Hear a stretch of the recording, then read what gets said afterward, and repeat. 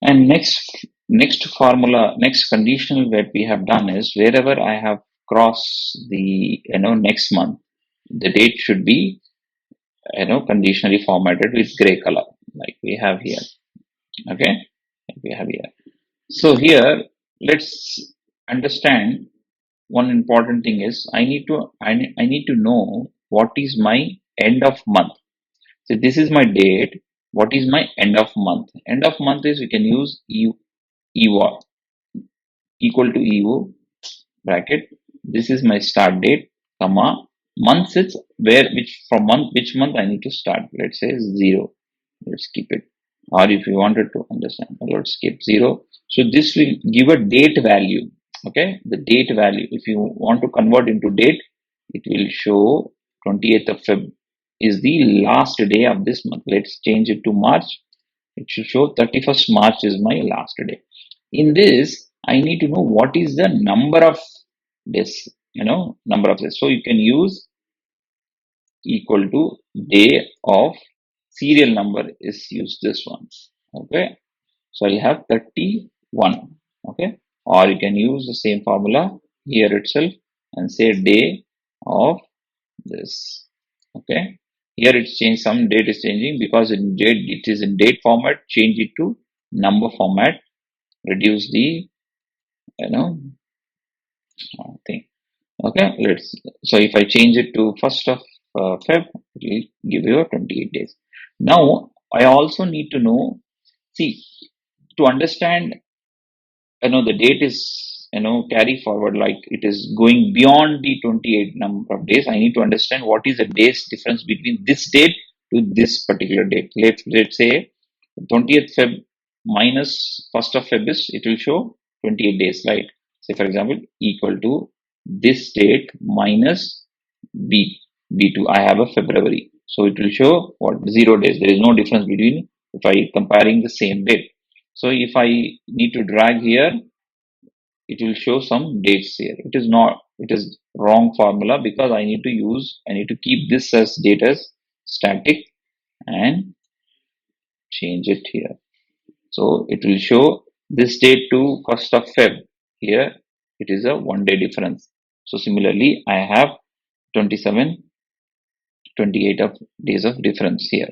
So let's give you, I'll say, okay, let's go to the formula. So just select here and say conditional formatting, new rule, and say formulas. So I'll just use this, range. So range I've used it from E2. So always you need to select E2 minus the same formula what we have used here, E2 minus B2.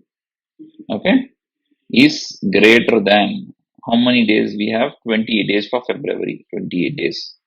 So E2, if I go to the right, E should become F. So I should not use $E because the column can be changed. Only a row is to should not change. Okay.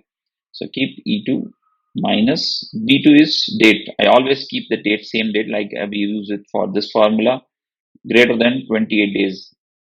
If it is there, what I do is I'll just use this and say light color, or let's say some dark. Okay. Okay, so see here, it is going showing the two different months are coming in next month, whereas it should come from March.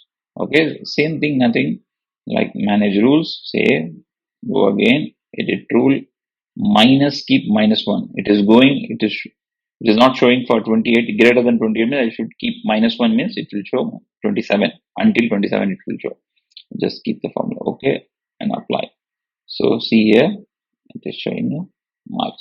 So if I change it to March, okay, why it is showing again the same dark color, whereas I have used the same current month, whereas I have used the number of days should be 31, right, for the end of day, where I have used in the formula, go to the formula, manage rule, select from this worksheet. This is the formula. I've used 28 days. Okay. Instead of 28, if I use this formula, for example, either I will say click here and select this one, whatever I have it in, instead of remove this A1. So here it should not change A1. Keep OK, apply. So it's removing. So if I change it to 1st of Feb, I can, it is automatically selecting from 28. If I use 1st of April, it is taking from this one. So this also you can use, or you can use the same formula, copy this formula and go to the conditional formatting, manage rules, go to this workbook. This is the formula, edit rule. Instead of A1, I have copy paste this one formula wherever, same formula what we have. This will bring the last day of the month, 30, 40. 30 minus 1 is, you know, 29. So I should use this B2 reference should be static, because B2 always be the same date, and keep it like that. Okay, and apply. Okay, so if I remove this entire formula, I don't need it. I change it to 1st of Jan, will change 1st of Feb, it will give you this 3 days. Okay, and say 1st of April. And very importantly, in 1st of April, it says Saturday, Sunday. Sunday should be in this color, right? Whereas it is also going to the another month. Whereas, you know, if you see here in the manage rule in this workbook, see the first condition in this sheet, it will first check this condition, then the Saturday, Sunday condition, then your HR condition, then your duplicate value condition. Let's keep, I want to keep this one as on top. You just use this one, move up and say apply and say, okay, see here, it shows on Sunday. Whereas this one is showing 1st of May because I have used this different range here.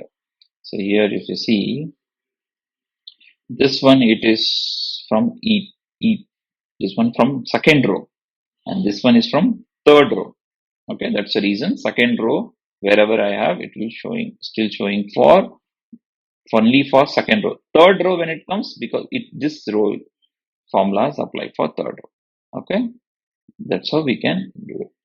This is how you can use it. So any point in time you can use this, and here you can, you know, here you can use the say present, or you can, if you wanted to use symbols, like we have used symbols like this one, I don't know, maybe this one, anything you can use.